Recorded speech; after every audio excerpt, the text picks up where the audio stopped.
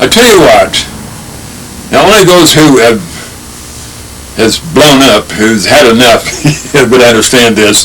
But anyway,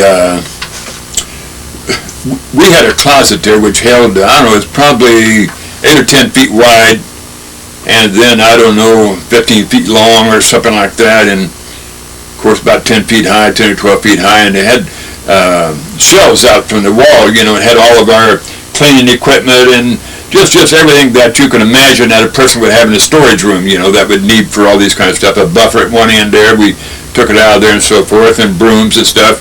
Well, anyway, one day, you know, I went in there.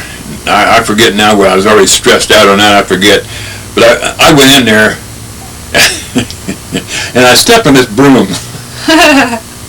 And it was whoever stepped on a broom, and it come back at him. Well, they'll know what I'm talking about. But anyway, I stepped on that broom, and that thing come back and hit me right in the forehead. I mean, it hit me, and it hit me hard. It was hard. And to tell you the truth, yeah, I can take a lot until I'm in a lot of pain. Then something's going to happen. I took that broom, I threw it against the wall, and that sucker come right back in the head. Well, then, I mean, very shortly, I had 2 great big knots in my head. But anyway, when he come back and got me, well, I won't say the language. I was talking to this broom, and pretty radically, as if it's a person, you know, was going to kill it and everything else, you know. And I was going to break it. I swear I was going to break that. And I was going like this here, I'm knocking things off the shelves. And I mean, I really got to the point where I didn't care. You know what I mean? Yeah. If you've ever been there where you don't care. Well, I was swinging that around, trying to break it, knocking things off the shelf, making all kind of racket, I guess. And I kept beating on the floor, and I couldn't break it. Well, I finally, after a period of time, you know, I backed up and I threw the broom. I was smart enough to back up this time, because I didn't want to come back at me again. Well, anyway, that was all quiet, of course. Stuff all over the floor and everything. Well, 2 big knots on my head. Well, I steps out the door. Bill Thompson was out there. He was afraid to come in. I don't know what he might have been in the building, but obviously he heard it.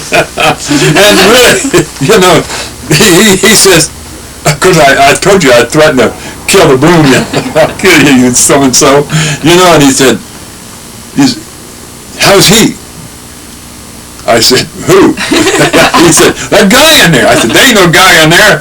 There I am. You know, head all beat up, you know. I'm just rocking everything else. And, you know, he looks at me like, you're nuts, you know. He said, really? He said, is he dead? Because it's quiet in there. I said, ain't nobody in there. He said, I'm going to look. So he opened the door and looks, and there wasn't nobody in there. He looks at me, you know, like, you just give this long look like, did you go nuts or something, you know? And so I looked back at him. He said, I'll clean it up. I said, okay. So I figured, enough is enough. So, I mean, I guess he was afraid to, that guy. That I already flipped out or something, but he didn't know what else to say, but I let him clean it up. I went on, and I tell you what, I mean, I had 2 big knots up here, and it kind of takes a while to settle down after an episode like that.